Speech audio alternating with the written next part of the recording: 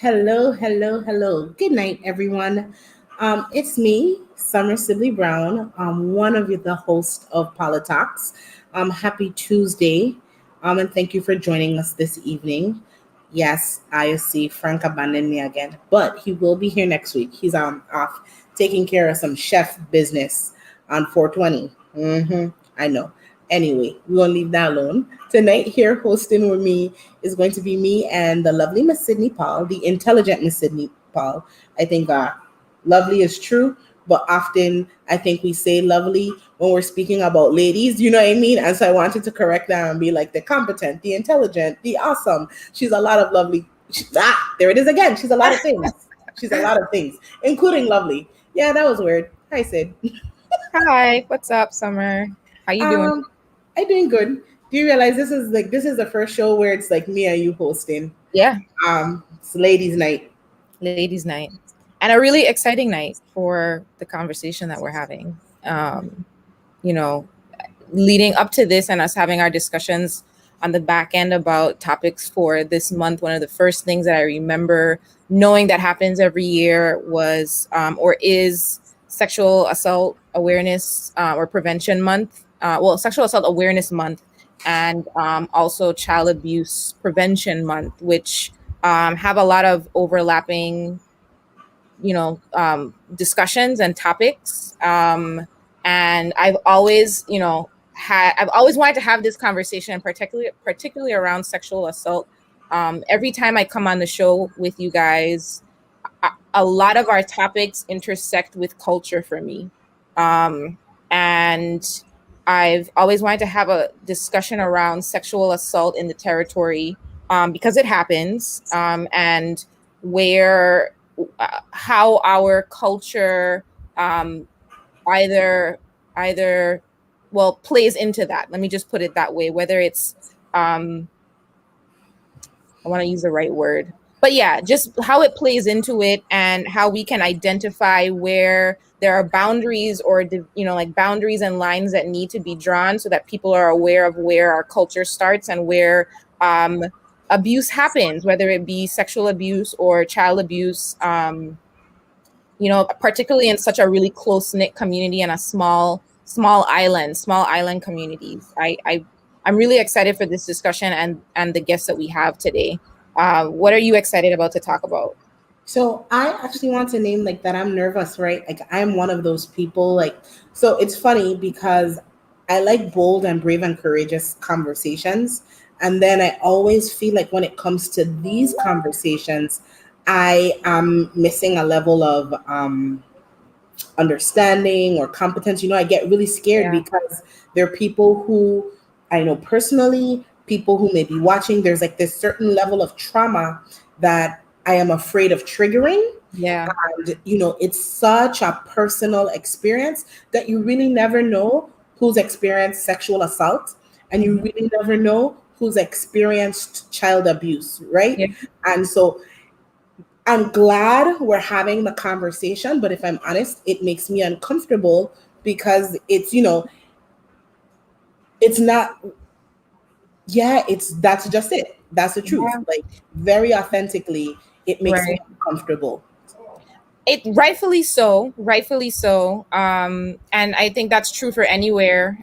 In our culture, like I said earlier, because you probably know somebody affected or who has that trauma or has been a victim here, because we're smaller is real. That's a real thing. So you have to be sensitive and considerate to how the conversation will go.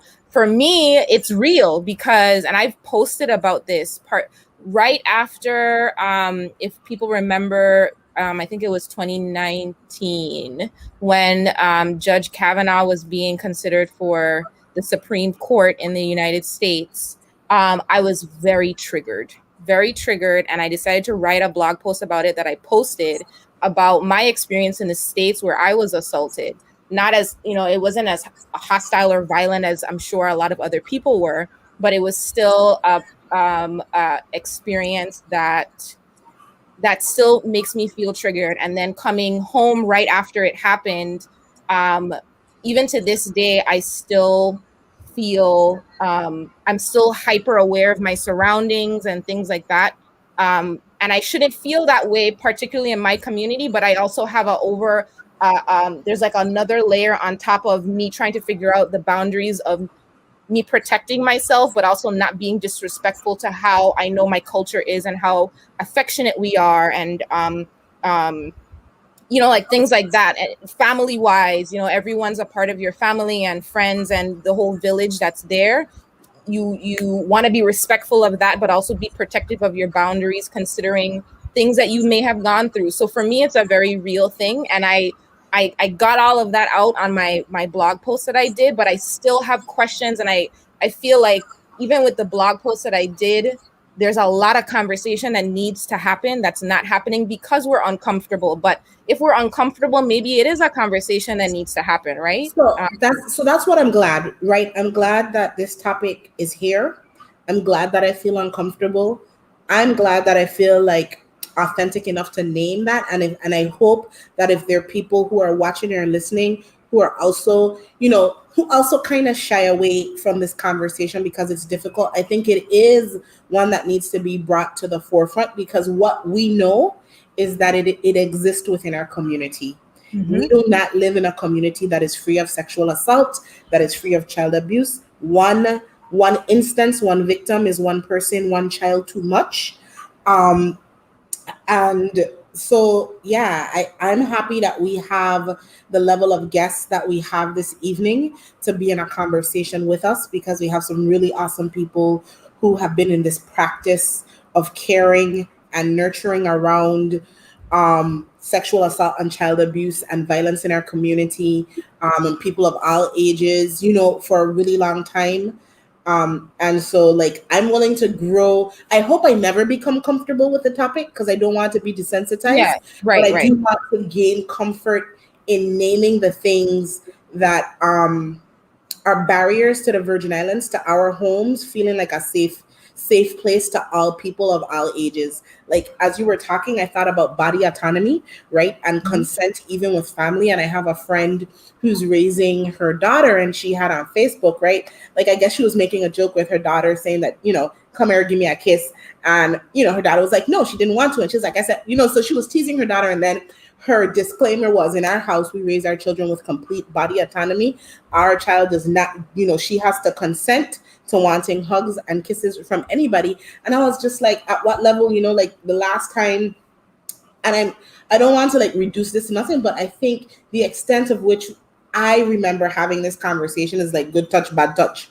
Yeah. Like when you're small and then it kind of like fades away. Like, how are we continuing to teach young people um about these issues and how it manifests and how they can protect themselves, or what should and shouldn't happen, as it gets more complex. But we have people here to talk about that with, so we should go ahead and bring them on. I'd like to introduce um, none other than Miss Clemma Lewis, um, the executive director of the Women's Coalition. Hello. Oh, you're on mute still.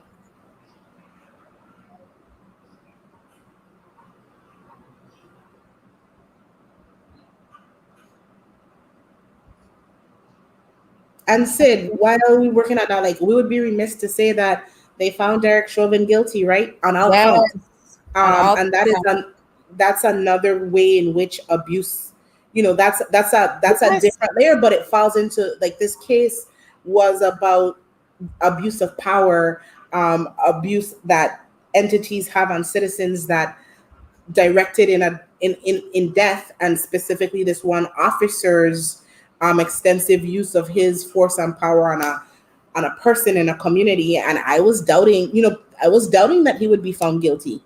So Yeah. guilty on all counts. So just wanted to I bring that in.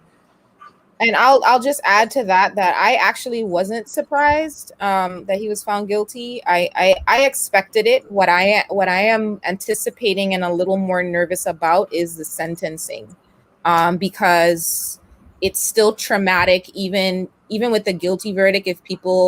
If the community there doesn't feel like the punishment is just, you know what I mean. This is just a first step. I know it's a great step in the right direction. but I am more nervous about the sentencing. But I am happy for today for the community in Minnesota and his family and Yeah, Georgia. I have a friend who lives in Minnesota, and for the whole week, like their community, their mutual aid communities have been on high alert, Yeah. just because of anticipating what could happen with the verdict. And I texted her thinking of your community, because even in victory there's a lot of emotions to be had, because Yep. the truth is this shouldn't have happened in the first place, right? Yep. So sometimes when you're enduring something for a long time, when you finally get a result, like that's the thing that gives you permission to kind of break and Yep. like process everything. So like there's people who've been being strong, advocating, doing the work, caring for that community this whole time. So today might be their breaking point day, where it's Yeah. just like that sigh of relief is really like a cry of relief.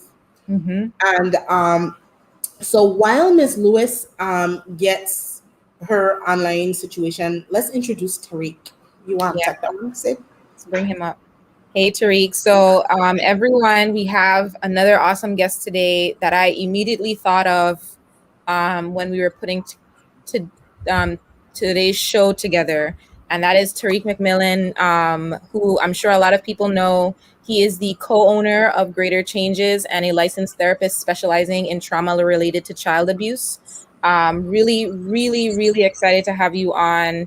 Tariq has been, and why he came to mind to me, Summer, to bring on particularly is because a lot of the work that Greater Changes do focuses on therapy and counseling with that focus on how your culture affects that and how to find support and therapy and solutions with that in mind. And that's so important here because even with mental health, which is totally interlinked to abuse and trauma, right? It's always important to think about the community and how they look at things through a historical lens, cultural lens, traditions, and that I think that helps get victims or patients to a better place quicker if you have that understanding from the get go when you're talking to them as a counselor. So I really appreciate that Greater Changes exist, and I really appreciate that Tariq is on along with Miss Clemma Lewis. Do you want to give a little more background on Miss Lewis Summer? Well, I am going to let Miss Lewis introduce herself and introduce her work, and talk about what she does with the Women's Coalition and how long she's been there and what their focus is. And then Terry, after Miss Lewis, like Right. I want to give you the opportunity to introduce your work yourself as well, and then we could go into the conversation. So, good evening, everyone, and thank you for inviting me to participate in your show. The Women's Coalition of St. Croix, I'm so happy, is celebrating 40 years of providing services to the St. Croix community. I've been with the Women's Coalition 39 of the 40 years. I'm currently the executive director of the Women's Coalition, and we provide counseling, support, and advocacy to all crime victims, particularly victims of domestic violence and sexual assault. We have a special component for children that we work with children. So not only do we provide support and advocacy and counseling, we also work with the families. If we need to relocate them, we'll relocate them. If we need to find housing, food, and clothing, we do what you call wraparound services for families. We have parenting classes that we run from parents, and we find that doing a parenting class, a lot of our parents and their children were traumatized. So we're 24 hours, 7 days a week, 365 days out of the year.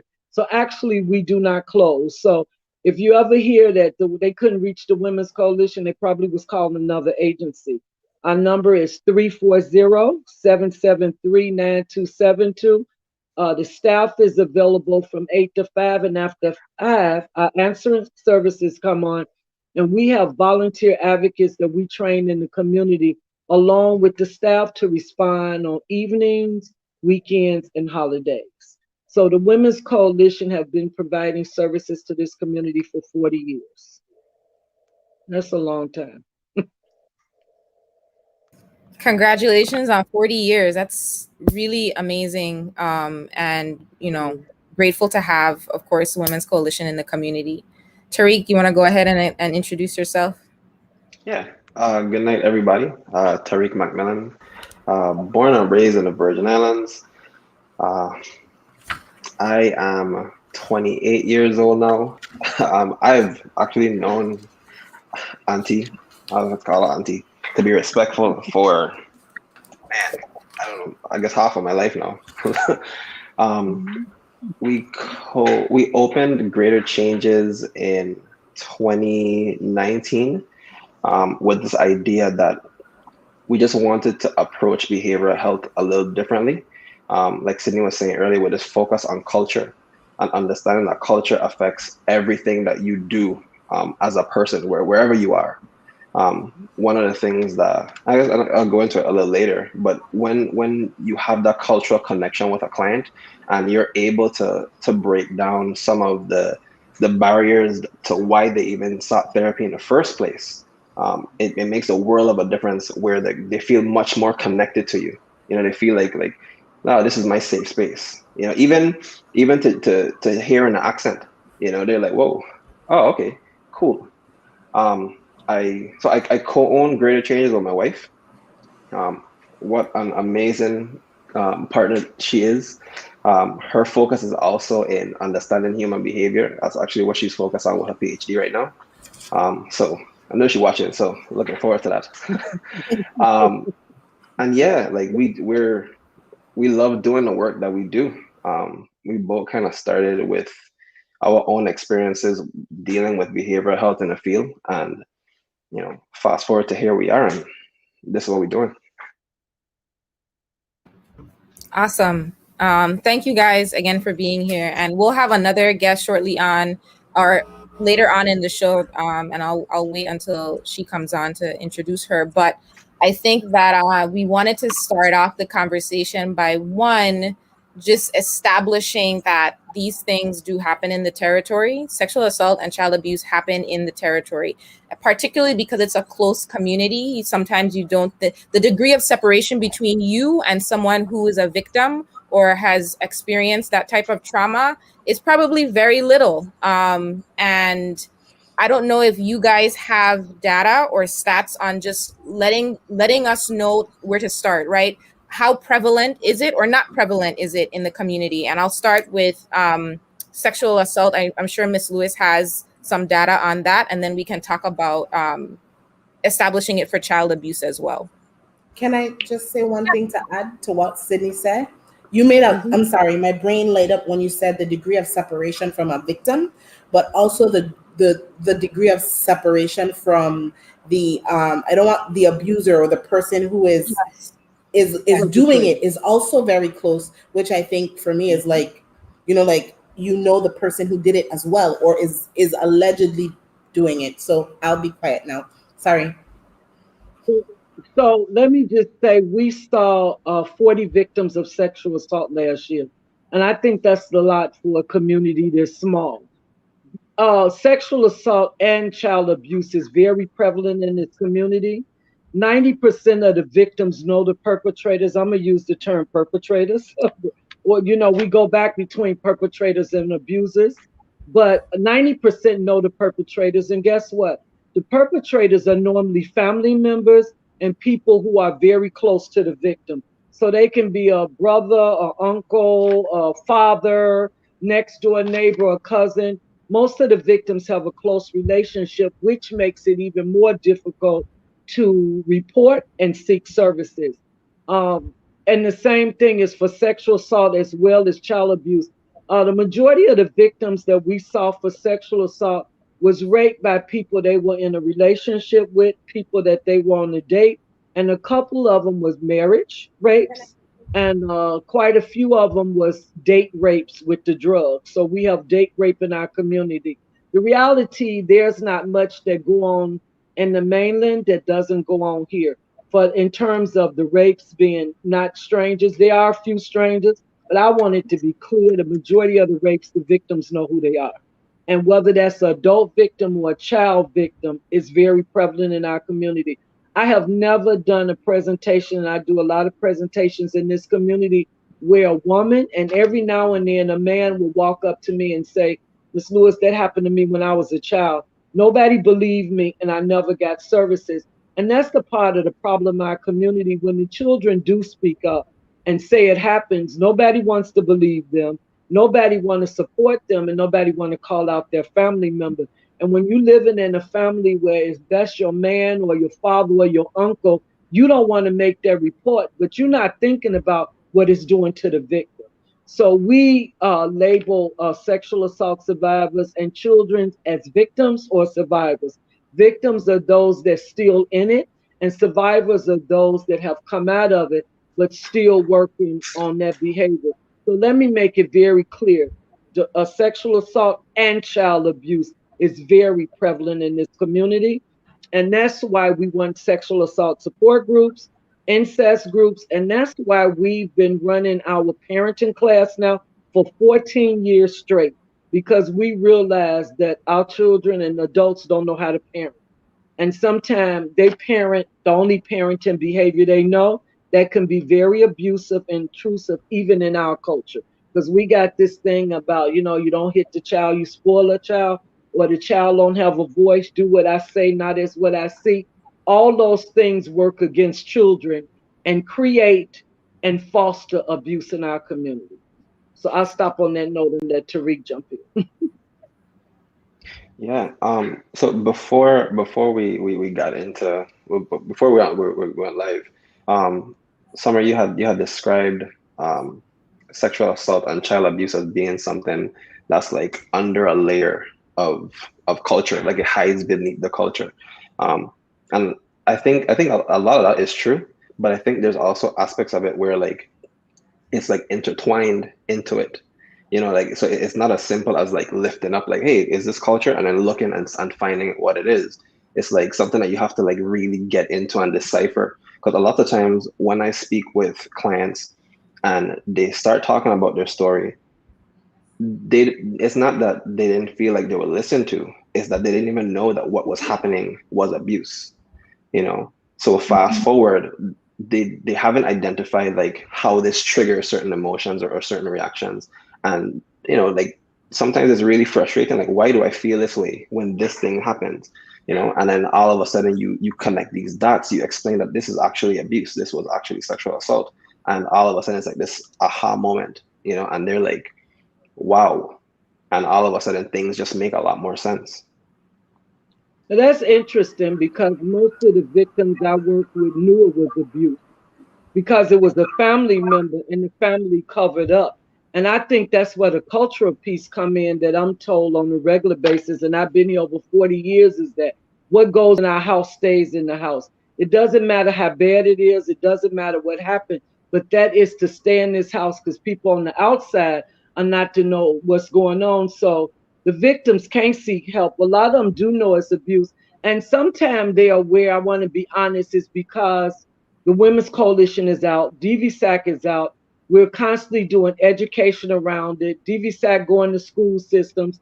We've done commercials. We on TV, and you're right, Tariq. Maybe if they hadn't identified, once they see us doing a commercial or doing something that says like, if you a victim in your home and somebody touching you, then it's abuse. So maybe they didn't identify it at one point, but what I see more and more is that yes, it happened to me, but I didn't have nobody to support me and nobody believed me. And so we did a whole piece, and we're doing this piece now called Silence Speaks. I'll talk a little bit about where we use the whole culture piece with how it happens in this community and how people cover it up and keep it a secret because we want to keep things here and we don't want people to get in trouble and we don't want our stuff to come out in public when it's really already out there. And that's what we need to realize. I think it's important to understand people say children don't speak, children talk. And if you go and you talk to children, they'll tell you everything that's going on in your household. As long as they trust you and they comfortable, I've never had a child that I couldn't get to tell me what happened. Just by being listening, being affectionate, hearing them, giving them that voice, they will speak. Adults, teenagers, a lot more difficult, but children will speak to it. And so we need to be clear about that piece as well. I think that it's really interesting what Tariq, what you said about how sometimes we don't even know how to identify that something happened to us because of, and maybe it's because of culture, maybe it's because of just, in your household, or how, just emotions, how you were taught to deal with your emotions or not deal with your emotions. um, I think that's very real here. And do you guys, and maybe I'm getting ahead of myself, but I was reading up on both, the awareness that's happening and the discussions that are happening because of what month it is with child abuse prevention and sexual assault awareness. Mhm. And there's like a whole section on discussions for bystanders, right? So Mhm. not just the victims or survivors themselves, but somebody witnessing this happen, and not knowing, either maybe they're not identifying that it's something that's happening, that there's a assault or trauma that's happening, or they are identifying it and don't know how to process or provide next steps, whether it be to support the victim or survivor, whether to report it, who to talk to first. Is that something that you guys have in your work, that you work on it, like including those who are bystanders to it? Yeah, the bystander piece is important. And I think the collective of the sexual assault movement has, in the last 10 years, have been doing more around bystanders than we were doing before. Because we realized that, like you just said earlier, and it kind of alluded to what Tariq said, some people really don't know it's happening when it's happening. Especially when I had a case where a teacher was molesting kids in the classroom, and the kids didn't realize what was going on in their classroom. So I think a lot of bystanders don't know what's happening. Some of them are afraid to speak. And some people just don't want to tell because of who it is, who the family is. They're afraid to speak out. They don't want them to get trouble. I don't want us to lose that. Sometimes bystanders might know or might not, but they don't want to, what we call, get people in trouble. Or they don't want to call out a certain family, or they feel like people not going to believe them, or they're going to break up a home. There's so many reasons why bystanders don't speak out, but it's important because sometimes the victim or the survivor needs somebody to say what you're doing is wrong and you need to stop. On the other hand, it helps the perpetrator too, because if the perpetrator been doing it for years and nobody has never called them on their behavior, stopped them, and a family member or friend is standing up and say what you're doing to these kids are not okay, or what you're doing to your wife is not okay, here lies where we can start working on what the issues are. But if the bystanders don't say anything or don't do anything for a lot of reasons, that's why it continues. I call it, we like to keep secrets. It's a very secret community when it comes to these issues. And I Hi, think that Kemet. actually goes. Oh, No, just asking Kemet if he had any questions. Go ahead, Tariq. Sorry. yeah, no, that's cool. I think that it also goes back to that cultural piece, like this idea that, like, that's their business, and how they deal with those things, like, that's not my business. Mm-hmm. And it's so hard to push back against, like years and years of, like, this cultural indoctrination, where, like, we look at this negative, this violent behavior, and just, like, well, I'm pretend to not see it, and then be in the same, like Sydney said earlier, like the degrees of separation, like, someone who is abusive, you know Mm-hmm. someone who's been abused, but interacting with a person who is abusive and saying, like, "You saw this thing the other day, like, what you doing? That make no sense. That's wrong." That's such a hard conversation to have when you're not accustomed to that, and the culture says to do the exact opposite. Mm-hmm. You're absolutely right. And that's why we're trying to teach through that bystander piece, a piece that even when I go in and speak to teachers, some teachers know kids are being abused, but because of the family members, they scared to tell, or they won't tell because who the family is. And you right, that's culture. But how long are we gonna let culture continue to hurt us and harm us? At some point, we got to break that cultural barrier to save our children and to save Hmm. our future, or this is never gonna get any better. I I watched We're a looking to. movie that the other day that said, it was a line that this guy said. It was not Kill the Messenger on Netflix, but it was the story of the reporters who were reporting on the abuse in the Catholic Church, right?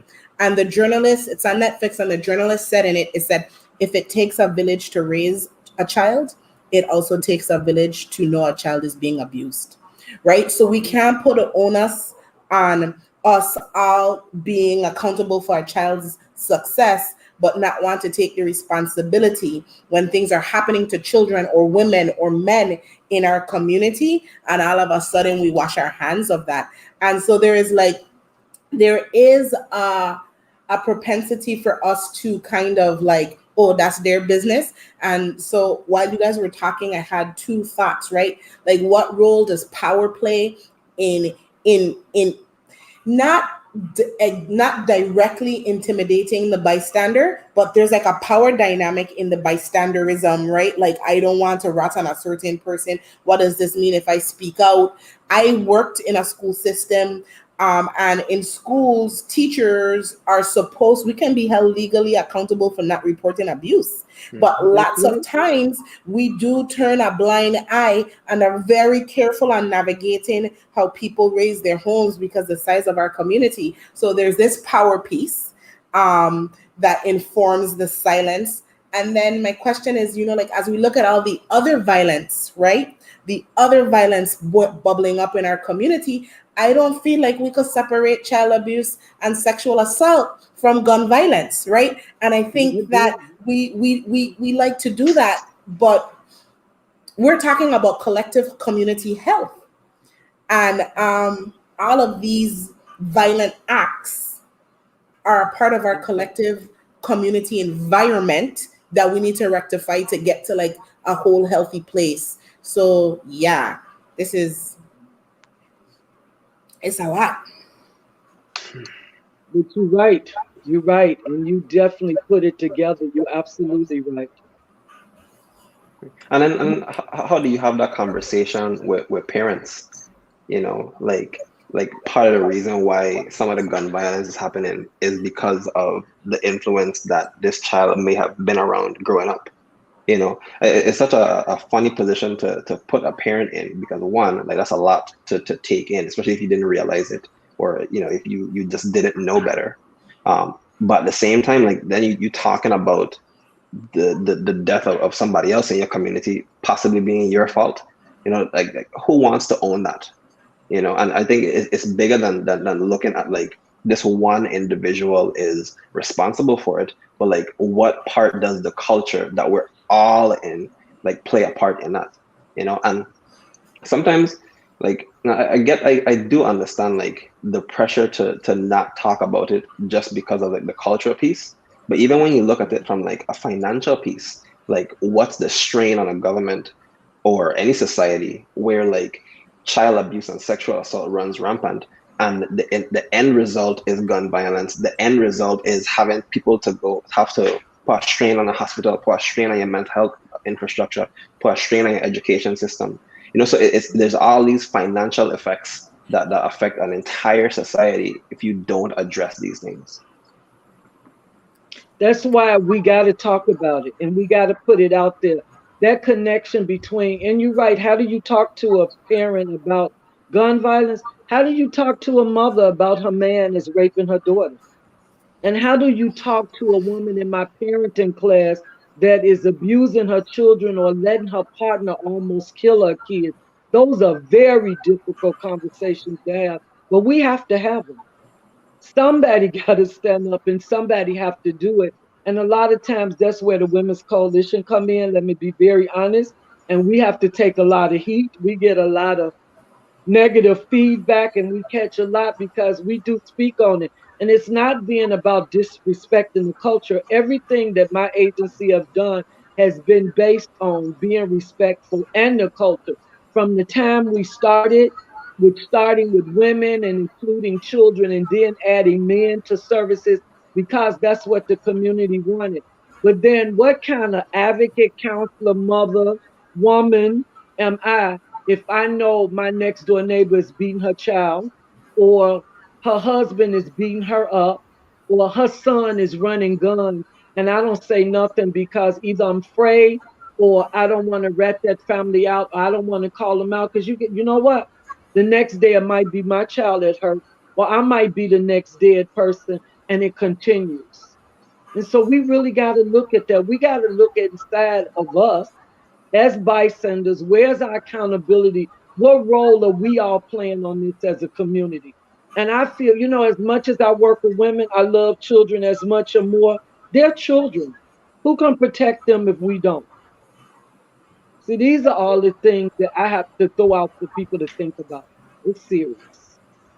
Agreed. So And I want I was just gonna say I wanted to bring Kemet in to get his thoughts on what we've been talking about so far. Kemet, in the beginning, I was saying that every conversation we've had on PoliTalks, there's always a cultural piece on how that affects what's going on here. So, you have any thoughts on, like everything so far? I think it's a lot to unpack. Yeah. Good evening, all. Good Summer and evening. Sydney, always good to be on with you guys. Good to see you guys on, Clemma and Tariq. Um, it's always good when we have guests like you guys on because for most of us, we can just sit back and listen and learn. And I think that's a big part of PoliTalks. And as much as we want to share and be involved in conversations, and sometimes we lead conversations, but at other times it's cool to just sit back and gain knowledge. Um, they jumped in on a really good point. Sorry that I'm late. I I waited to hear the verdict before I made my run, and so I would have been back earlier if I hadn't done that. But I needed to do that.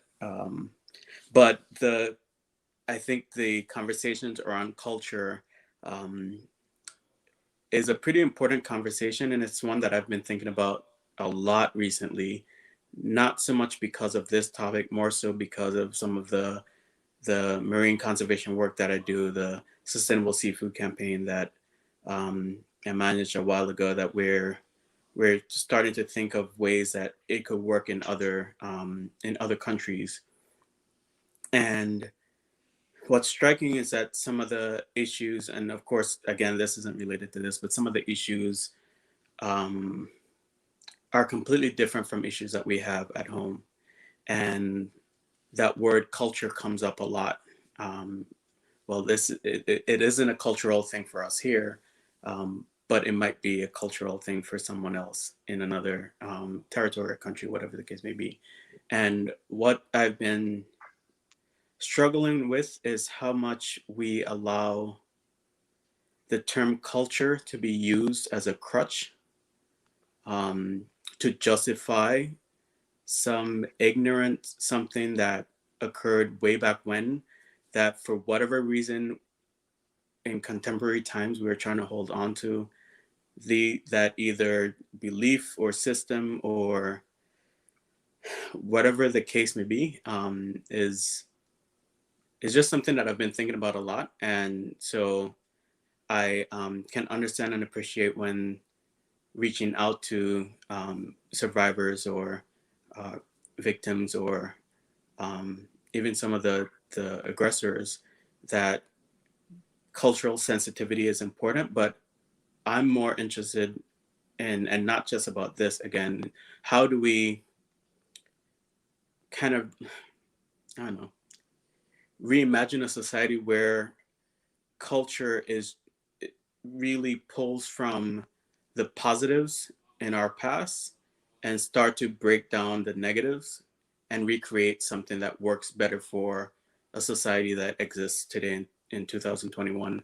Um, and so that, I guess that's where I've been thinking, listening to everyone on the call since I've joined, is, where, when do we say, okay, enough is enough with that? Yes, that made sense in um, 1830, but in 2021, it it's not going to fly. And how can we navigate through making or creating a better society? I know that's what you guys have been focused on um, in the bubble of the work that you do, but how do we start to transcend that so that it's not just about assault, but it's about conservation, it's about education, it's about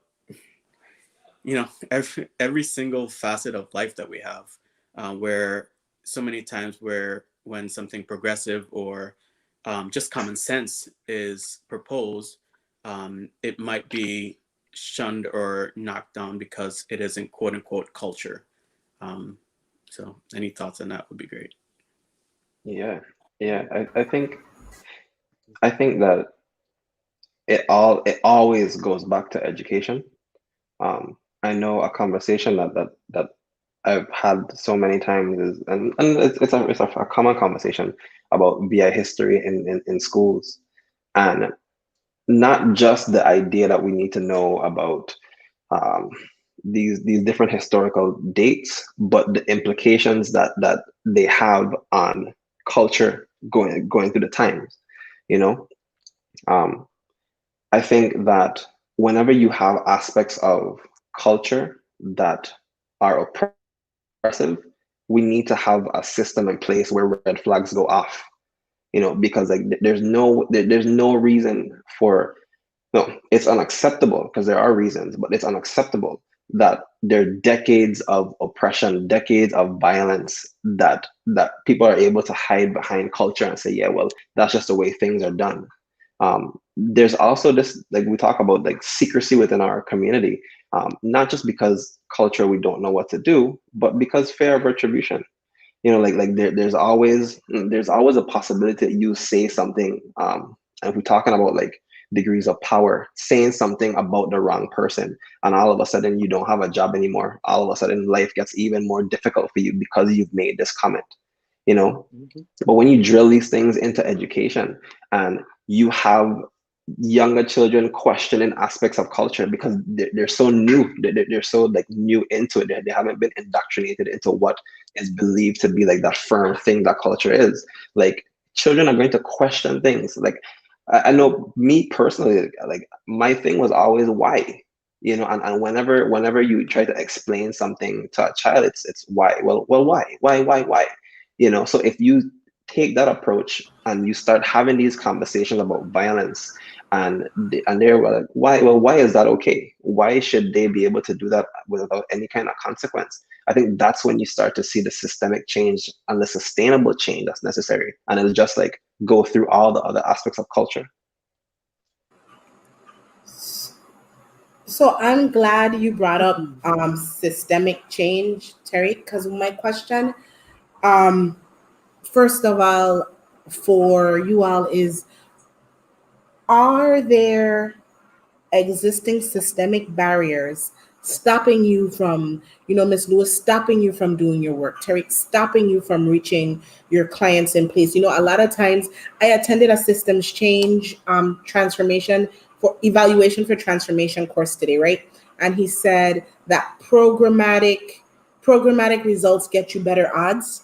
Systemic results, systemic change changes your reality or your outcome, period, right? What people experience in a society, period.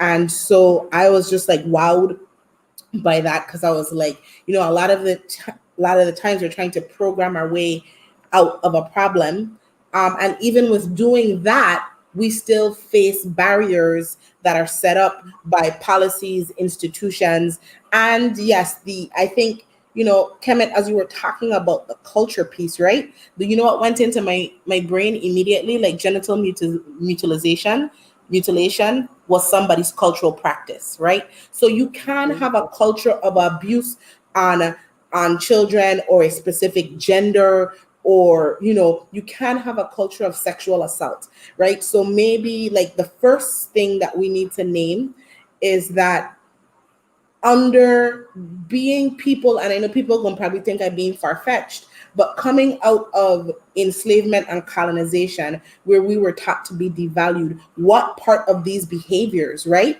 What part of these racist practices that devalued our bodies did we internalize and have passed on to justify behavior, right? Mhm. In how we treat men, women, children, and each other, and now we have a culture that we are proud of our culture, but culture have a positive side and a shadow side, and the abuse that we promote or engender as behavior and not talking about it is the shadow side that we still perpetuate. I don't know, right? There's like so much There's so much there. And my question is jumbled with my thoughts. And the question was, what are the barriers that hinder you all from making progress in this work? Summer, you're not really off. The Women's Coalition have always, our beginnings were based on racism and oppression, even in this community, because we feel because women have been oppressed, because people from different genders and sex have been oppressed, that one oppression feeds off the next. So we've always been clear about speaking out on oppressions against everybody, not just one individual or one group of people, but for everybody. So it's definitely interconnected. 100%. The systemic piece and the barriers that we face that go into the racism is the criminal justice system. And we got a joke in my office, but it's not really funny. We call it criminal justice, which stands just for us, because it does nothing to support or help victims or move them forward.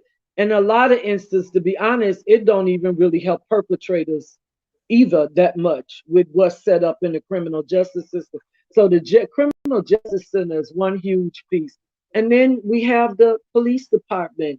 We have our community, the whole piece with them supposed to be arresting and following restraining orders and protecting us. But are you going to protect me if you come to my house and it's your brother beating me up? Or if it's somebody, let's go back to culture. If it's somebody I grew up and went to school with, am I just going to talk to them after they didn't beat the daylights out of me because we went to school together?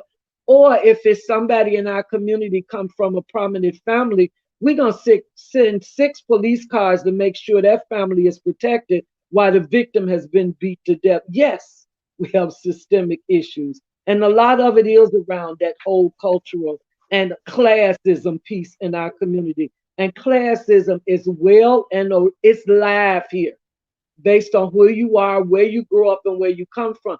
All that interplays in this work. But the U.S. Attorney's Office that determines who they prosecute and who don't, what cases are better or worse than others. The AG office that you can't trust the prosecutor at all. They quick to throw a case away.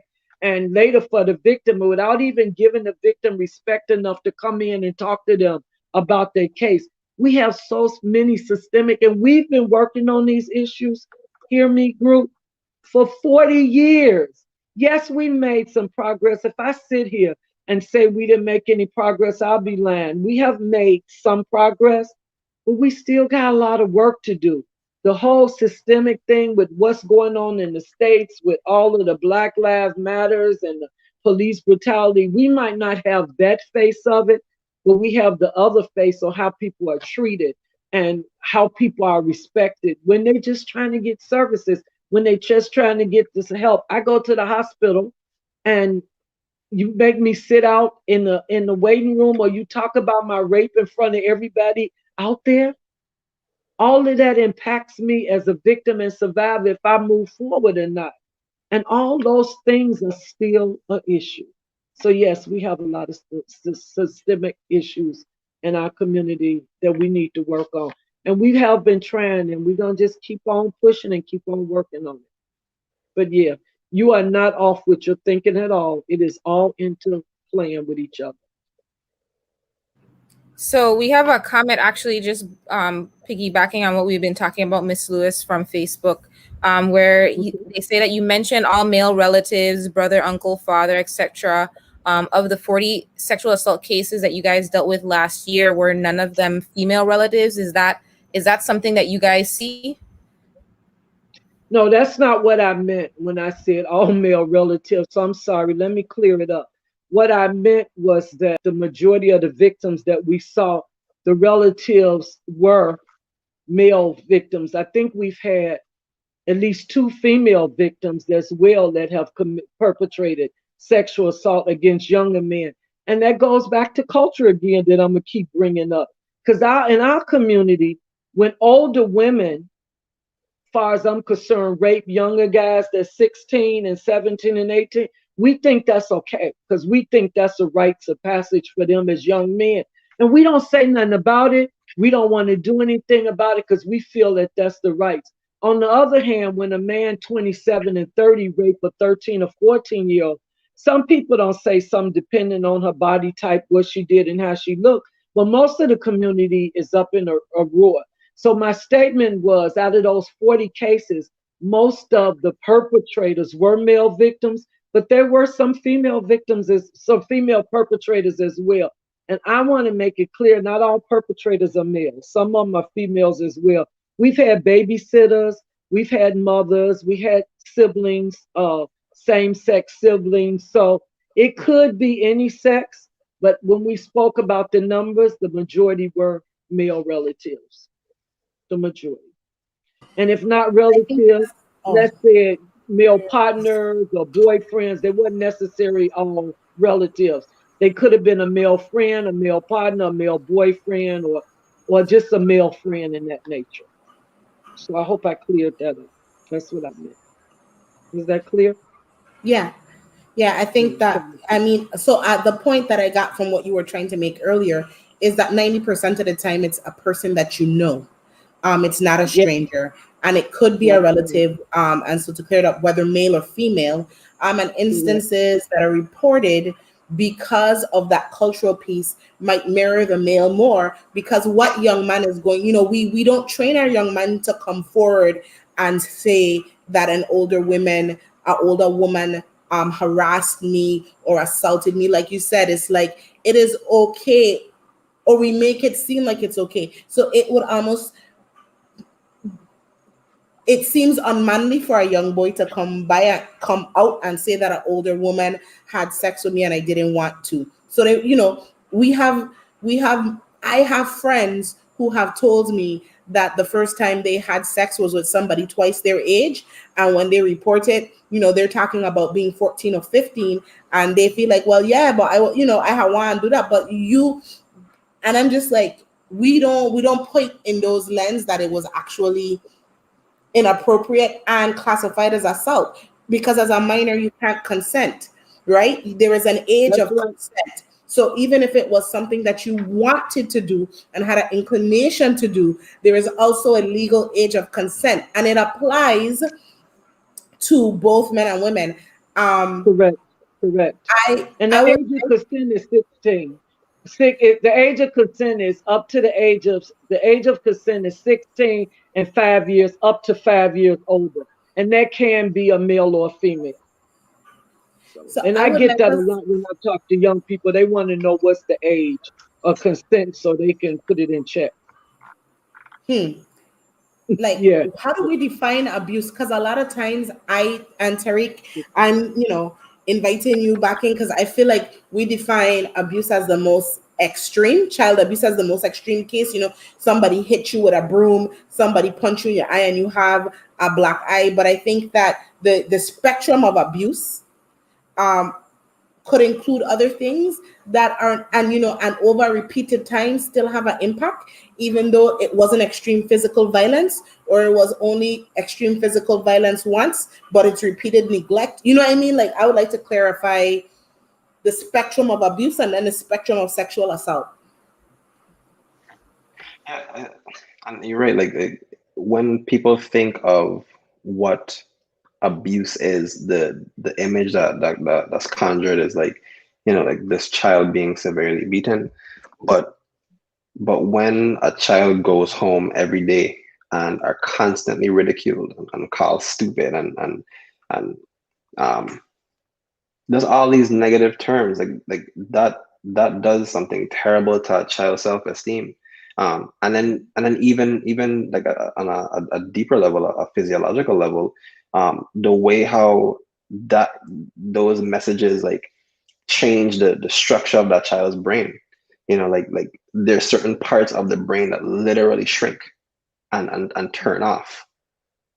There's the parts of the brain that um like from an evolutionary standpoint is designed to push fear, like that's heightened, so you're able to perceive fear and threat in a much quicker fashion. But the area of the brain that controls emotional regulation, that shuts down. And then the other piece that shuts down is the area that controls memory. So now you have memory, you have emotional regulation being shut down, but you have this heightened sense of awareness. So now everything looks like a threat, and the behaviors that would have been adaptive at some point, so maybe curling up when you hear a loud noise so you protect yourself from whatever negative thing is coming towards you, that's something that just goes on throughout adulthood. So how does that, and we talk about the gun violence, right? So now you're in school where there's this hyper masculinity and everything is as a perceived threat, and now your response, because you don't have the emotional regulation necessary to conflict resolution, now you only know aggression. What does that do to the child that's 14, 15, 16, and they have access to a firearm now? So like it starts at this young age, and we it's not just the physical abuse, but being constantly told that they're stupid. So now somebody out there telling them they're stupid, and that triggers back to when they were younger, and now they don't know how to respond to that without using violence. So we talk about what are the barriers to the systemic barriers to like the work that we do, and it goes back to culture. Like all of this goes back to culture. You have and it sounds weird, because like when we think culture, we think carnival, we think madras, we think all of the niceties that come along with Virgin Islands culture and Caribbean culture as a whole, because this issue is not exclusive to the Virgin Islands, it's Caribbean wide. But we don't necessarily like to link abuse to culture, because what it does to I guess frankly, like the way how we perceive ourselves to the world. Could I add something on the abuse piece that you mentioned, the definition? So the definition of child abuse is a pattern of abusive behaviors in different types. So Tariq just talked about the emotional and the psychological, and what we call the verbal abuse, when the child is being constantly put down. But you also have the sexual abuse, which we talked a little bit about. We talked about, I don't know, did we kind of talk a little bit, Tariq, about the physical, where the child is actually beaten, and that's what everybody is familiar with. But the psychological abuse and the verbal abuse, we don't talk about that much, because we do it every day. When we walk in the supermarket and we hear the children being screamed at and knocked up beside their head because they asking for an extra potato, or if a child comes up to us for affection and we push them away because we don't want to show affection in public. Or when I go into school and ask how many children have you been told they were loved, and two hands are raised up out of 30? We have to look at that whole psychological, emotional piece. And then we have the whole piece of neglect. How not feeding our children, they're not clean, they living in abandoned, we got kids living in abandoned homes, we got families, we call this neglect. They're living in cars, they're never taken to the doctor, they depend on the school meals to get their meals. We let them stay up all night watching HBO, and the next day they too tired to function in school, or they're watching these TV programs and trying to emulate that. We call all that neglect. Neglect to provide basic food and shelter. All those are forms of abuse. So you're right, it's not all the extreme. You'll be amazed. So a lot of those parents are referred to my parenting class for all those things that I just mentioned. Can I add to, and I Definitely. mean, I guess bridging over to sexual assault and the definitions there, one of the things that I, like reading up and doing research today is that there are, a lot of different ways that people are sexually assaulted. Like I mentioned in the beginning, with my experience, I didn't know that I was assaulted at the time that it happened, but after having conversations with people later on, I realized that that's what it was. So I want to talk about sexual assault. One of the ones that I didn't realize today, that is, kind of really prevalent now, is online sexual assault, because that is a thing. Can you talk a little bit about just the spectrum of sexual assault? You want me to start, Tariq, or you want to start? You want me to start? Yeah, you go ahead. So sexual assault covers a lot of behaviors. First, we need to understand sexual assault is not about sex. When people hear the first thing about sexual assault, the first thing, what do we say? Well, what does she have on? Where was she at? How late of the night it was? Was she sleeping with somebody else's man? And none of that is really sexual assault. Sexual assault is a pattern of abusive behaviors that's based on power and control. Someone that has to have power and control over your body. That can be through sexual harassment when you go to work, harassing you at work. It can be the sexual nature where they force sex, but it's still about power and control. It can be what we call online cyberbullying, where they can be sending you text messages that's sexual. They can be threatening you. They can take photographs and put all your stuff out there, pictures of you and the sex acts in public. All these things take place in our community. It could be touching you, unlawful touch, meaning walking up and maybe brushing against your breast or pretending they hugging you and rubbing your back and touching your behind. The sexual spectrum is wide in terms of what sexual assault could be. And a lot of it depends on how it makes you feel, one. And number two, if it was consensual or not. So what you might see, I'm gonna use you as the example. We Mm-hmm. can be in a place and a guy might walk up to you and massage your shoulders and kiss your neck, and you be going, "Ooh, this feel good," right? That person might do the same thing to me, and I consider it oppressive and abusive, and it's assault on my body. So it a Mm-hmm. lot has to do with how it makes the individual feel, and people don't get that piece to it. It's also how you make the person feel.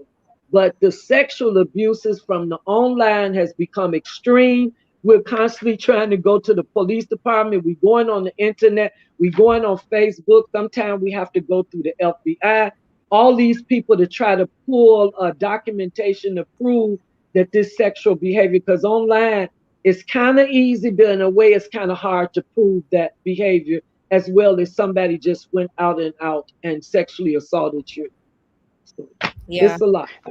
And I think one of the pieces like to really stress is like the the consent part, right? Because Yeah, anytime you have this power dynamic where if you don't say yes to this sexual act, you may lose a job, or you there may be just some kind of consequence. Then you don't have consent. That's not consent.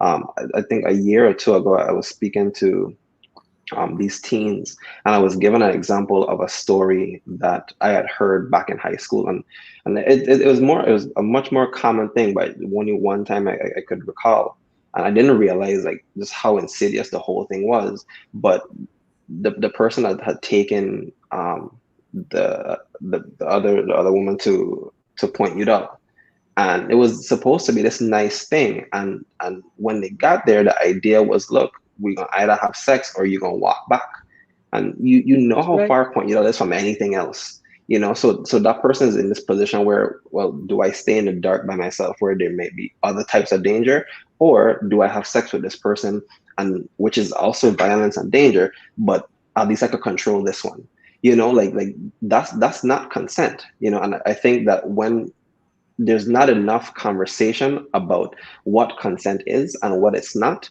to be like it has to be a part of all of our conversations. Again, how does consent play into the culture when you have this idea that, well, you have to give this older person a hug because that's family or that's a family friend? You teach this child that that they don't have consent, and their consent takes a backseat to culture.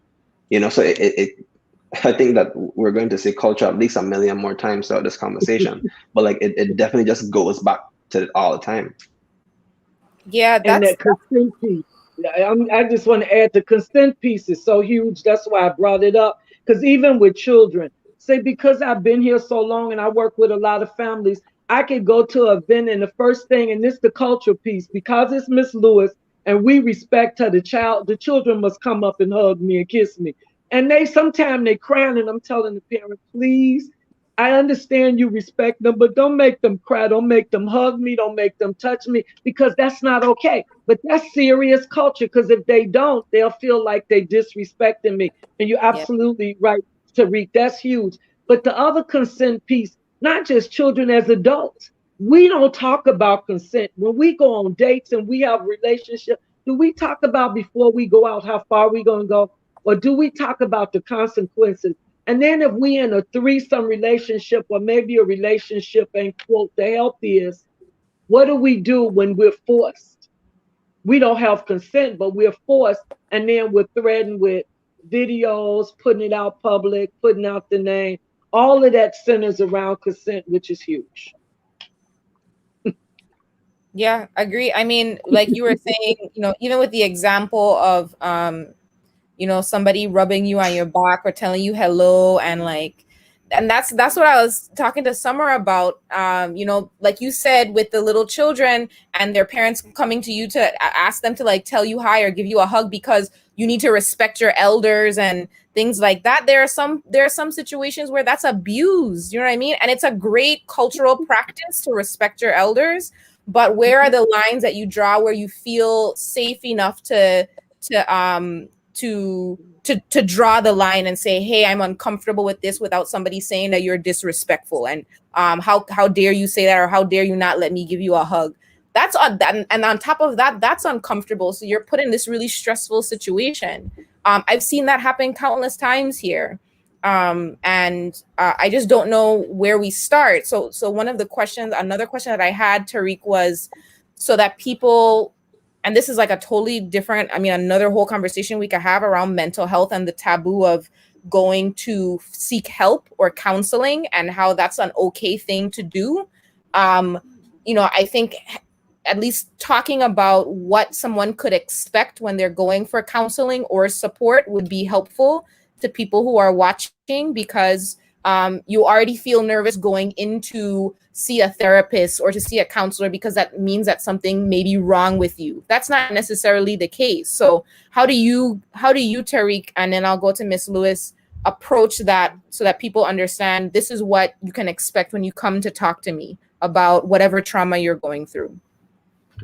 So the first thing that I stress heavily is um, the importance that I place on confidentiality, because there's so much within the culture where like we people just don't trust certain institutions. Initially, this mental health field was not created for people of color. It's simply not. And we're trying to change that slowly, but at the same time, it's hard to get anything to change when the person doesn't trust you. So going in with this idea that whatever we say in here, it stays in here, with the exception if you say that you want to hurt yourself or somebody else, or there's abuse of a minor or elderly person, like those things, by law I have to report, but everything else stays here. Um, Something that, and it's typically when I have Caribbean women as clients, asking about who, what kind of pressure is it on them to be the person for everyone, right? Because there's this super Caribbean woman trope where like, and don't get me wrong, like Caribbean women are awesome, obviously, but when the burden of holding up a society is placed on them, it's almost like, well, I can't show weakness because if I do, then all these things fall apart. And just really like having that conversation, it changes so much. And that's what women, and when we start talking about men, like explain that, like, I understand that this is not typical. Like, you usually don't have a space where there will be no judgment, no kind of bias based on what you say. Like, my job here isn't to judge you. My job is to help to explore the things that are bothering you, and let's see what kind of solutions we can come up with. And everything, and sometimes it could be a little daunting because, like, that's a lot for a person to have to unpack. But at the same time, once you establish that trust and they're like, oh, so you won't just let me walk this way by myself, like, it's a lot easier to go with. I smile because I think about this conversation that my father had with me, where he talks about how he taught me to ride a bike. And he's taught so many people how to ride a bike. But his thing is, the most important part of teaching a child to ride a bike is, do not let them fall. Because when that child fall, the idea is, well, I can't trust this person who's supposed to be keeping me safe, you know. And using that, I approach therapy in the same way, where like I walk with my client, and the idea, sure, is to be able for them to do this on their own, to not need a therapist. My wife actually like put me on to the idea that as counselors, we're supposed to be working ourselves out of a job.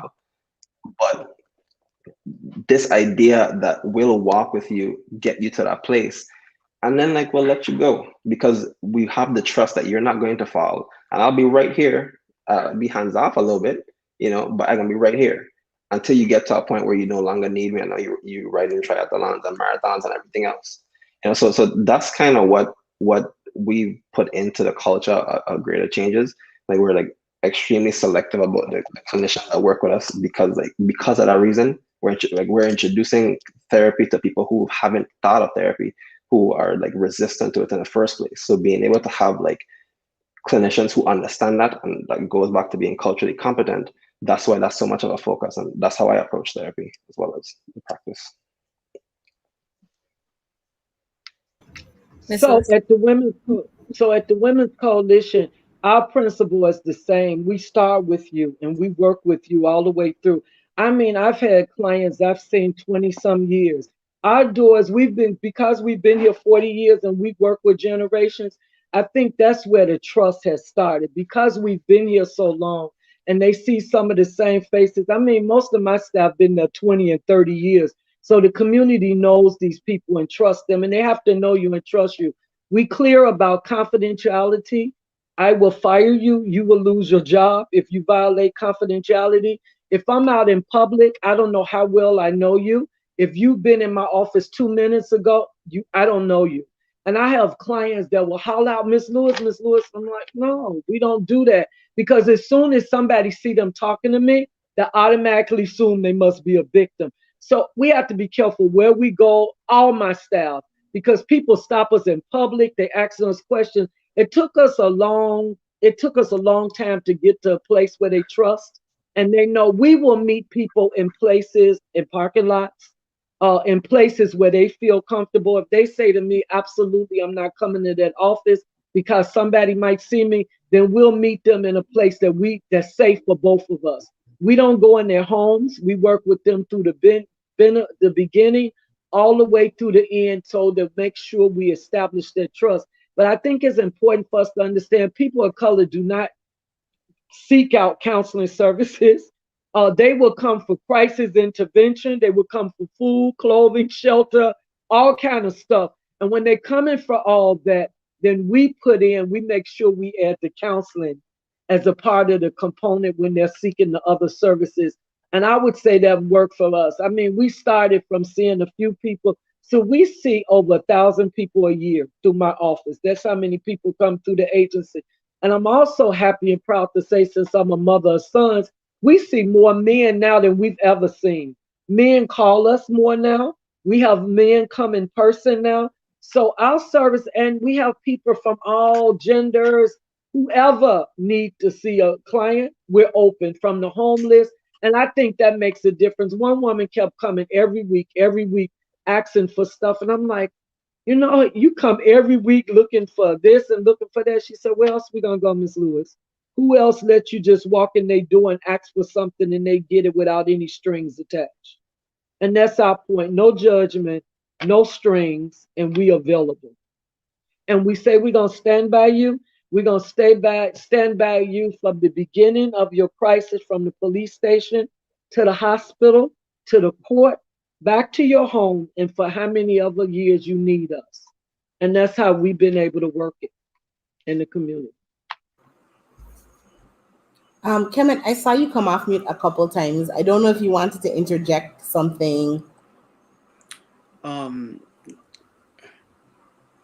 no, I might be it might be a dead horse that I'm beating, or a broken record, but I still, the word culture has popped up many more times since the conversation started. And again, as I'm listening, I'm still like in my head, like, okay, we know that it's been a crutch for many. It's been an excuse, use an excuse. But when when can we start saying, that's BS, and let's let's think beyond that. And I know it's difficult because of what everyone's been saying, how many years and decades, um, of the same thing, but we've seen it change in a number of instances. And like your example, Summer, with genital mutilation, I mean, that that was a cultural norm, and in some places around the world it still is, and people are still fighting it. But how do we that I think that's what I'm most interested in now, especially after having the conversation tonight, is how do we start, and when do we start just saying, what, enough is enough with that. Like, um, there's so many things that may have may have been okay in the past, um, and it was adopted as culture. Um, the what Clemma and Sydney were just talking about with, you have to hug everyone that you see. That might have been cool back then, but that's not the case now. Like, and we're You're learning. The right. data shows us, the numbers show us, and from what you've shared with us today, most of the cases are people that you know. So if the numbers are showing us that maybe that's not, and maybe I think sometimes, and that's what we always double back on education. Tariq, you mentioned education. Um, Maybe that's why it's so important, because like I think a lot of people don't connect the dots. And from teaching at UVI many moons ago, I know that's the case for sure. A lot of people don't connect the dots. But if we can start being very public and open about connecting those dots, the statistics says X amount of people will get abused by a relative of theirs. Um, you know, whether it's, I won't joke about COVID and using that as an excuse to not hug, but there has to be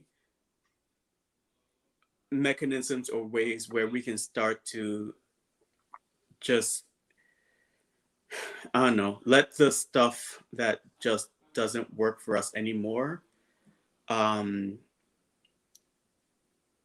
not even be just a part of the history books, but just allow it to be a distant memory that kind of fades into the sunset when we, try to do better. The realization is, um, we live in a crazy world right now. Um, and, I think about things like this often. When I hear, grown adults say, I'm not interested in having children because of not wanting to bring them into this world. But how do we start to create the world that we all want to see? Um, Being in the U.S. and a part of the U.S. As a U.S. Virgin Islands, it's, I think even more complicated because, a lot of the things that we do, we aren't just free to do as a community, because there are so many strings attached. Um, but I've been thinking about that a lot. It's like, how do we, and we talk about, oh, the need to create a new um, constitution for the VI. Um, and that's all fine. That's like policy, it's very important and whatnot. But how do we start to like fix the fabric? The gun violence thing. I can't I can't say that that's culture. Um, Queen Mary had torches. Like, if you want to be real about some things, it's like, we, I don't know. That I'm gonna continue to think about this and struggle with it internally, because it is something that I've been struggling for a while. Even something as simple as the N word, like I never use it. Um, but for some people, it's a cultural thing. It's like all the rappers use it, and I don't know, if I don't want another group of people to call me that, why would I call my brother that? And it's nothing about a term of endearment. Like, none of that flies for me, because that's BS. So how do we start to call things out for what they are, especially when it relates to some of the aspects that other people hold on to as, this is my culture and this is how we've done it for X amount of years and this is how we're going to continue to do it. I think I feel like. Oh, you were saying something, Summer?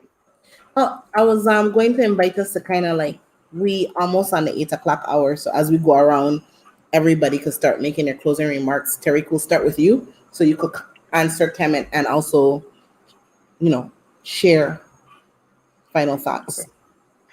I I feel like historically, people of color have used art to resist against oppressive systems, like from the very beginning. I think if we're going to, at least one of the ways to challenge culture, um, is really by tapping into art. For myself, I actually I bought this gimbal maybe a couple of days ago because I wanted to start, like, I want to just play around with videography a little bit. But I think about the way how it's so easy to capture moments, especially in this time where, like, everybody has, most people have access to some kind of device. Um, what happens when we use this ability to capture personal experiences, to capture cultural experiences, and not one, call out the issues that we see, because sometimes art could be controversial and really, like, bring all these questions out. But on the next side of it, showing that we're not the only person experiencing this. When you have all these bloggers and vloggers and multimedia artists showing that this is what trauma looks like in my community. This is what child abuse has looked like in my community. That could be so powerful, to have this cultural iterative mural going through your community that shows what culture is, the things that we don't like, and the things that we want to keep, and just keep on going. Like, the mere fact that hundreds of years later, thousands of years later, people hundreds, um, you have madras, you have all these different arts that different types of art have been used to resist against these systems. They still exist. We don't need to reinvent the wheel. We just use the iPhone to record it, you know? So I want to say that I don't know, Kim, and I don't know if you missed it, but I'm kind of on the same lines with you. I think we do have to change the culture pieces that's negative, and I think that's what the Women's Coalition have been trying to do all this year. The speaking out, calling the information out, trying to change it. The example of me telling parents that not because I'm an elder, do you want your children? I think we have to do that, but you do it with sensitivity and respectfulness. But we have to call that out. We have to call out people in homes that's being abusive and say that behavior is not okay. And through parenting class, we do that in parenting. We teach them that beating, calling their kids' name, and all that stuff is not okay, whether you grew up with it or not. So I think the education and us speaking out, and I think the piece that Tariq mean about using the arts, that's why we try to get more men out speaking. We try to do music and different variety of things to try to reach people. So I think that but it's going to take a lot of us. It can't just be me who they didn't heard for 40 years, or Tariq who they've heard, and some of them tune us out. Some of them still listen. Some people respect and some don't. It takes the community. But I want to end with that. This is Sexual Assault Awareness Month, as was said earlier, and Child Abuse Month. So on April the 28th, we're having a forum on Zoom called Silence Speaks and Secret Reveal. It's a speak out. I don't know if y'all remember, about 2 years ago, we did a whole radio series for six weeks where we used the cultural pieces and the reality of, if you are a victim, this is how it looked and how to get help. It was very successful, so we brought it back this year. We're going to be doing it on the Women's Coalition Forum this year. We're going to be doing it on Zoom. It's April the 28th. It starts at 5. We're going to show all of the different segments, the skits starting at from 5 to 6. And then from 6 to 8, we're going to have panelists that speak on justice. What does justice look like to victims and survivors? So, because we're trying to move that narrative. So we think the more we educate, the more we get. We hope people come out. We hope people listen. And it's open. It's going to be on Zoom. It's going to be on Facebook. It's going to be everything. And people can ask questions. They can make comments. And I'm hoping that people come out and listen and get what they need from it. And thanks for having me on. Thanks, Miss Lewis. You know, that last piece, I hope that people tune in because I don't think we even touched on that topic that you just mentioned. What does justice look like for survivors and victims? We didn't even really get into that. And that's like a really important thing to talk about because it's such a long process and journey to finding peace or finding safety, whatever that feels and looks like to them. So I hope that people tune in.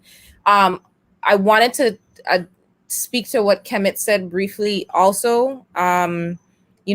Being having action, right? Instead of just talking about it and just identifying it, which I think we did well tonight. There needs to be action in terms of just letting go of those things that we identify with our culture, and just not do that anymore, and just sort of like identify it as something that's bad and not what we want to see, not something that we identify with or that's okay or whatever, and to really call it out. And what I've noticed, particularly with the internet and social media and younger people just being exposed to a lot more and seeing more, I think social media in this day and age has allowed people to be more advocates, even to like a militant um, level. When you talk about civil rights, Black Lives Matter, all of these things online, it's allowed people to feel more vocal or be more vocal, and to call out things when they see them. And actually see that more often here, particularly with younger Virgin Islanders. Like on VI Twitter, I've seen it a couple times where people have like really gone in on some people, their peers, on whether it be online cyber bullying, like sexual assaults, cyber bullying, or them bragging about being a certain way with a girl or with a guy, like their peers. I've seen it on VI Twitter in particular, where they go in on them and say, hey, like that's not okay, we don't do that anymore, like that's not cool. So I don't want to say that it's not happening yet, particularly with younger Virgin Islanders. I see it. I think with older people in our community, it's a little more, like Tariq was saying, indoctrinated. And with the advent of internet and social media, younger people here are at least finding education or examples in other places where they can say, hey, I'm allowed to call out on this because I know that there's support, or I know that there are other people out there, maybe not in my community, but calling out these things. So is happening. I think that with, like I said, the older community, the action that needs to be done is a different strategy and maybe a little harder. But I see people on social media at least calling out people more on the things that we were talking about tonight. And I really enjoyed tonight's conversation.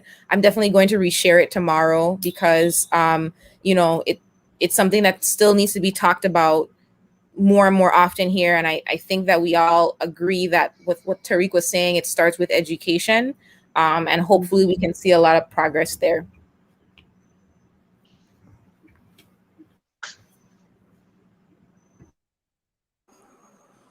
My turn, sorry. um, Again, sorry that I was late to join.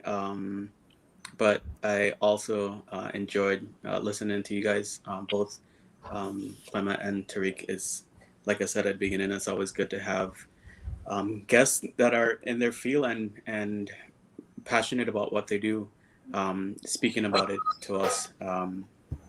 Oftentimes you have, I think, um, towards what you were saying, Sydney, with social media and how things are so readily available. There is that catch where there's so many people that assume that they're experts on things, and I have a good eye for seeing through some of that BS, and focusing on those that actually know, that have the background, that have put in the sweat and tears in whatever their field is, and I enjoyed listening to them speak. Um, so thank you for joining us, and thank you for all that you do when you do what you do. And it's great to join you guys as always, Summer and Sydney. And here's to change. Like, it's hoping that, the even things like the verdict today. I'm gonna sleep really good tonight, but hoping things like, hoping that it starts change, and maybe that the next police officer may question whether or not they act, because um, all of them haven't gotten off like they have in the past. And um, I hope that occurs, and I hope we start to, like, really, as a community, think about, you know, our culture and our legacy and what we want that to be. The other example that I had, um, Sydney, was when, the picture of the little boy with the grown woman in carnival floated around, and there were so many people cheering that on. And meanwhile, I'm like, this is just sad that this is what our community is coming to. And fortunately for me, I didn't have to call it out because somebody else did. So that speaks to what you were talking about earlier, that people are starting to be more vocal and speak up against um, what the the grown adult that has never developed mentally past, you know, teenage, thinks is cute and funny. There are ways to, and maybe that's one of the things that we can learn from you guys, Tariq and Clemma, is ways that we can approach, um, how we quote unquote check someone without, while making it like a sensitive and appropriate way to approach the situation. Because me personally, had I responded to that photo, I would have spoken to that person directly, and in private conversation, not on the page so that everybody sees it. And I think, like, a lot of people don't even think about all of that, and these aggressive Facebook wars developed because a comment that could have been made offline was made very public and nasty. So yeah, a lot to think of, but I hope that people are starting to think more along those lines of how we can um, recreate a St. Croix that we're all proud of, and not. Yeah, that's it. Well, I want to thank you both, Tariq and Clemma. You feel so much like family. You are my family, in many ways, family in this community, and also personal relationships that I love and cherish. And I honor you for the work that you do and for the voice that you are. And for those of you who joined us on Facebook tonight, thank you for joining PoliTalks. I want us to be reminded that often change is a long arc, but it can also happen very quickly, right? Change can also be rapid, and it will take all of us, right? This is not Tariq's job. This is not Miss Lewis's job. This is not the Women's Coalition's job. It's not the counselor's job. It's actually all of us have a stake. And the first thing any of us can do is clarify our own personal understanding and explore where we stand and sit. I have to go have a bystander conversation with myself to figure out where am I sitting in this work in my community, and how can I forward or steward something better or different. So needing education, wanting education, that's like a lifelong journey. The more that we learn about these things, the more there is to learn, right? So it's not about expertise, it's about practice. And so I'm going to leave this call being in practice and understanding, in seeking understanding a little bit more about what child abuse can look like in my community, and ways I can be part of the prevention of it, and ways that I can lend my voice to uplifting the work that is done around it. and also educating myself on what sexual assault looks like and feels like in this community, so I can again be part of the solution, or at least direct people to the solution. And sometimes, like Miss Lewis said, it's just learning to listen, right? Learning to listen, and then direct people to the right resources that can provide them with the type of support that they need, whether it's therapy, whether it's counseling, or whether it's crisis intervention. Um, and so tonight was a great show. I said in the beginning of the show, when Sid and I was talking, like, this is a topic that makes me uncomfortable, right? This is this is a topic that makes me very uncomfortable, and I was glad I was uncomfortable with the four other people on this call, because I felt like there was a lot of enlightenment for my personal self. And so I hope, if one person who watched us tonight feels enlightened, I think that, we've done a great job already. And I want to lend this platform to any other topic. Each of you are always invited back as an individual guest or with other guests that you see fit, because part of what we can do on this platform is keep the conversation going, right? So we don't want to talk about child abuse prevention and sexual assault prevention, or even mental health and the culture of our community just in the month because there's a title. But how do we take this conversation and maybe have more of it throughout the year, is something I would be interested in exploring. And PoliTalks is over tonight. I'm sorry. I know, like, people are holding on. Thank you all so much for watching. We will be here next week's Tuesday at 6:30. We have another set of interesting guests. Maybe Frank might join us. Right. So thank you for watching PoliTalks. This is WTJX. See you next week. Bye, bye, everybody.